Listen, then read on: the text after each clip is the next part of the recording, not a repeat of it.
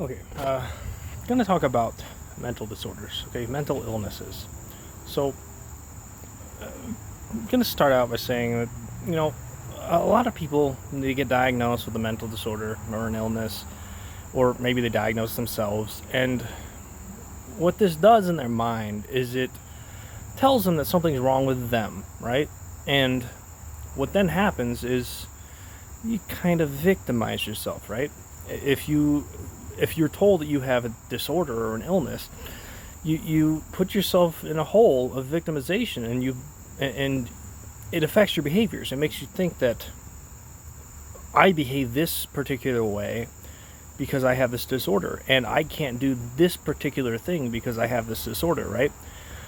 This is a very dangerous mentality, okay? And I'm going to explain why, but first, let's just talk about mental disorders, okay? Mental illnesses. What defines a mental illness? Well, we're going to go to the gold standard here, okay? The gold standard is the DSM-5, and it's not a gold standard, okay? And I'll explain why by the end of this video, but it's the standard, but it's the standard is bunk, okay? And that's kind of the point of this video. I'm going to make you think a little deeper about what we consider a mental disorder or a mental illness.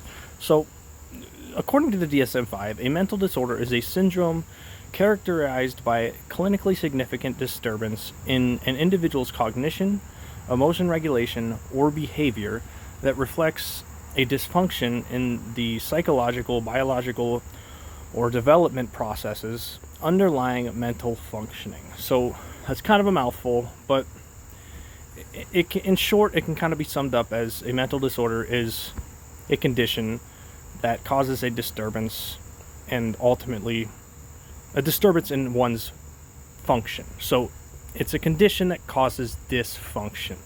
Okay, so what is dysfunction? Dysfunction is whatever is different from society's expectations. So if society wants you to work a 40-hour-a-week job, okay, and they want you to stay in your place, want you to do what you're expected to do, then you're going to be functional according to society's definition. And if you go against the grain, you're going to be dysfunctional. So let's provide an example here. So eating disorders are defined as disorders, right? It's defined as a mental disorder or a mental illness by the DSM-5. So here's the thing. 40% of the country is obese, okay? 40% of the country is effectively has a mental disorder, an eating disorder, right? That is what is meant. That is what is implied by obesity, right? It implies that you can't control your eating habits. So again, 40% of the people in this country are obese in the United States. At what point, if the country's still functioning, at what point can we no longer consider an eating disorder a dysfunction? Because, I mean, if you can make it from your couch to your car, and from your car to your office and back, and then you can get from your car, from your handicap parking spot to the cart, and you can drive the cart around around the grocery store, is it technically dysfunctional? No. What happens is it becomes normal. Okay, the way we define dysfunction is abnormality and a lack of expected function. But if 40% of the country is obese, before long, we kind of just accept obesity as normal. So the point here is to say that, are we going to keep blaming individuals for their eating disorders until 100% of the country is obese? Or are we going to actually question what is causing the obesity? Are we going to question and look for deeper catalysts to these eating disorders? And I mean, that catalyst is obvious, right? It's the food industry. It's all of the processed food that is designed to make you overeat and is designed to strip the micronutrients out so that your body doesn't actually get what it needs, and by extension, you overeat. You eat and you eat and you eat, and you never get full because you never get the micronutrients. Your body's like, eat more and maybe we'll get the micronutrients we need. And then you keep eating processed food and you never get the micronutrients. The bottom line is that if dysfunctional behaviors, if mental disorders are becoming so commonplace that we are creating accommodations to deal with them, like, that cart that you drive around, the car you drive to work, or the cart that you drive around the grocery store. If we're becoming so, or hell, maybe you just get the food delivered to your house. If we're all collectively becoming so dysfunctional that we are making accommodations for that dysfunction, then we lose the function because we all were busy blaming ourselves. We were all victimizing ourselves instead of the greater societal dysfunction that was actually the cause. And what is that dysfunction? Again, it's the food industry in the case of eating disorders. So the food industry is designed to sell you as much food as possible, and they don't care about your health one bit. Okay, that's why you never see advertisements for spring mix or for fruits and veggies. They're never advertising the sale of fruits and veggies to you. They're advertising Coca-Cola and Doritos, right? It's because those foods are easy to sell and they're easy to eat. Bottom line, again, if we keep blaming individuals and we keep victimizing ourselves, it's very dangerous, because what that victimization does, when you victimize yourself, when you attach a label to yourself, I have this disorder, I have this mental illness, what it does is it makes you think that you're the problem. And it hides the collective societal problem that is the food industry, right? And we could go one step further. Let's talk about homelessness, okay? So homelessness could kind of be considered a mental illness, and a lot of homeless people are considered mentally ill, right? They're dysfunctional. They can't function in the society, and yet homelessness is on the rise. So this dysfunction is on the rise, and we can keep labeling these people as mentally ill and say that they need help and that it's their fault they're homeless, or we can look at the economy. We can look at the dysfunctional economy that has been that has been uprooting the power of the middle class since 1980, since Reaganomics started, right? We could look at the wealth inequality that's been rising, and instead of blaming these individuals for mental illnesses and attaching labels to them and blaming individuals, we could look at the collective societal economic dysfunction that is taking place, okay? Again, through that rising wealth inequality, this homelessness, it flies through the roof. And then perhaps these homeless people victimize themselves. They say, oh, I'm the problem. It's me. It's not the corporations who are constantly inflating their prices in order to shove down the wages of their employers or their employees and, in effect, exploit all of the labor, okay? And that's exactly what's happening. We are blaming individuals. We're giving them these mental disorders. We're labeling them and telling them that they have a problem, when in reality, the economy is the real catalyst of all of those problems. It's like the depression's on the rise, right? Why is depression on the rise? Well, it's because people don't have a purpose. People go to their 40-hour week, 9 to 5 jobs, and they're stressed out all the time, and they fix that stress with alcohol and other drugs and other addictions like gambling, and they fix that stress by shoving food down their throat, processed food that tastes good, and it gives them that dopamine rush. All of these disorders, these mental disorders, are a symptom of a dysfunctional economy, and yet we are training people.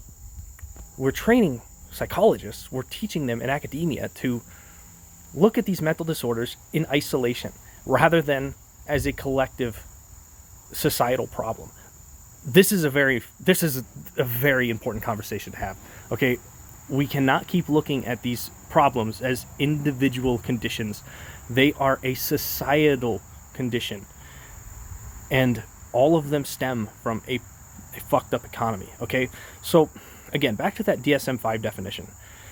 A mental disorder is a syndrome characterized by clinically significant disturbance in an individual's cognition, emotion regulation, or behavior that reflects a dysfunction in the psychological biological or development processes underlying mental functioning.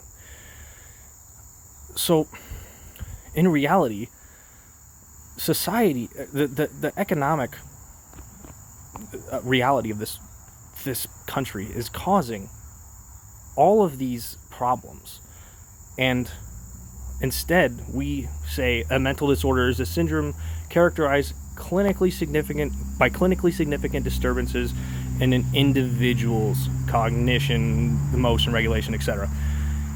We're blaming the individuals and the people that control academia, whoever that may be, the ruling class. They're blaming the individuals for the problems that the ruling class is causing.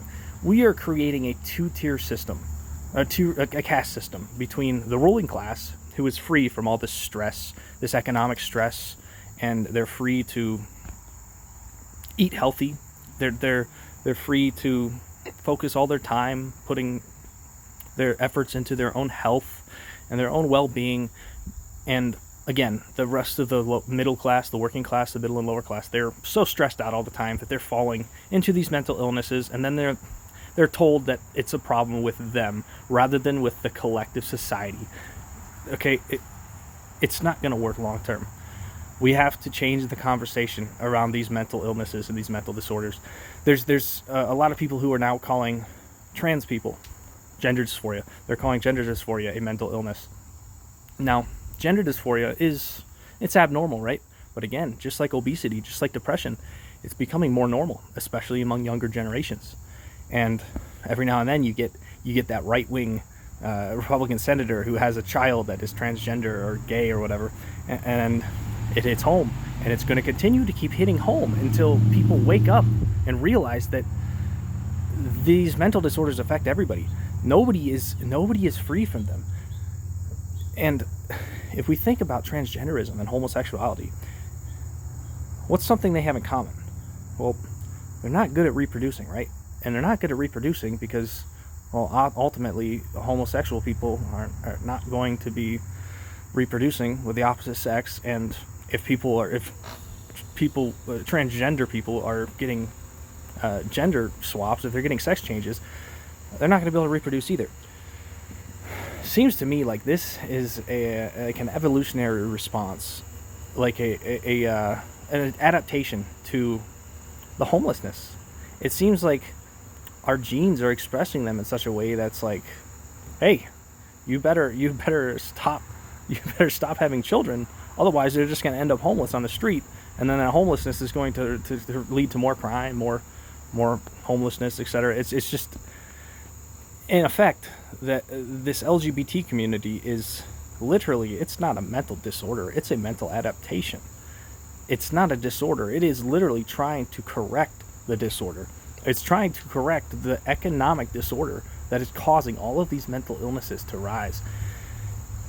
You can again, it's dangerous to victimize yourself in this situation, because if you do, you blame yourself, and you say that I have a problem rather than fixing this larger economic societal problems.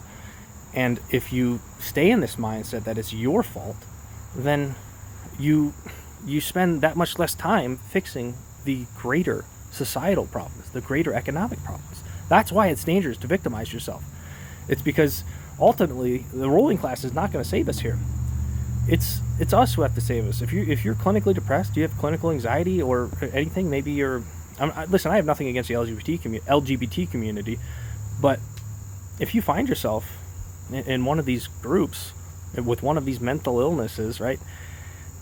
If you continue to victimize yourself and say you can do nothing about it, you kind of have to get a grip, and you have to push through, because the ruling class isn't going to save you. It's the middle class, the working class, who has to join together and fix the underlying economic issues. And if we don't, then it's only going to get worse. And I'm not saying that an increasing LGBT community is a bad thing, a growing LGBT community, but growing depression is very bad. Growing obesity, it's obviously bad. Okay, and to be honest, the more gay people there are, the more transgender people there are, probably the better. We'll stop bringing kids into the world. Maybe the homosexuals and the transgender people will adopt all of the kids who don't have homes. That would be a proper solution to the problem, right? And instead, and meanwhile, the heterosexual people will just keep having kids, keep bringing kids into the world who are going to be born into poverty, and some of them are going to end up homeless. The bottom line is that we can't keep blaming ourselves for what society and the economy has done to us. We need to group together and fix the economy so that these disorders stop being so detrimental to us as a whole, as a collective society. And again, just because you're part of the ruling class, it doesn't mean that these things don't affect you. Again, if you have a kid, there's nothing stopping that child from being homosexual or transgender, and then that creates all that social tension because, you know, if you're really religious, perhaps you don't like that LGBT community, and it creates a bunch of tension in your family. And ultimately, that tension is good because it's going to teach people what is going on. It's going to teach people to learn to accept these people that are different from us. And like I said, depression, anxiety, obesity, those are disorders. But I don't think the LGBT community is disorderly. I don't think it's a mental disorder. I don't think transgenderism is a mental disorder. I think it's an adaptation. And it's a much needed adaptation. We need to stop having kids for a couple decades, perhaps. We need to diminish that. And it's already been happening, right? Even straight young people are having less children because they see the economic problems, and they fear the direction that this country's going in, and the world at large, right? Bottom line, again, for the fourth time, whatever, just you need to start questioning the status quo. Question the people that tell you to blame yourself, or to question the people that tell you to attach a mental disorder or a mental illness to your behaviors. And collectively, we can address the real catalysts, the economic catalysts that are actually underlying these rising mental illnesses. Because it's obviously, we don't want school shootings, we don't want suicides, and that's where all this depression and this anger leads when we keep ignoring the economic problems. It's like, the thing is when you poll people, and you poll young people in particular, and you ask them why they aren't having children, why they're not replacing that population, they say it's the economy. But yet we continue to be divided along these social lines, these social divides, right? These racial, religious, cultural divides, rather than fixing the economy. And the recent Democrat and Republican presidents that we've had, their economic policy has not really differed all that much. It's kind of just stayed the same. They argue on the margins, but in reality, we need radical economic change. And if we keep electing these establishment politicians on both in both the Democrat and Republican Party, we're gonna get more of the same. We're gonna see more depression, more school shootings, more mental illness, more obesity, more anxiety, all of these things. And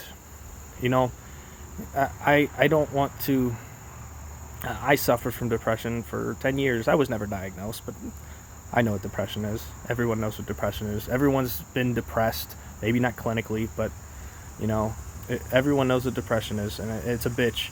And I think we can fix these mental disorders by fixing the economy. I really do. I think that's the source of all of our problems. We need to stop blaming our fellow middle-class citizens and lower-class citizens who are suffering from the same things we're suffering from, and realize that it's the ruling class who is causing this suffering, because they have manipulated us into being divided amongst each other. Okay? It's quite simple. Work with your fellow working class citizens like you do in the workplace, and we might start getting something done in this country. Thanks for watching.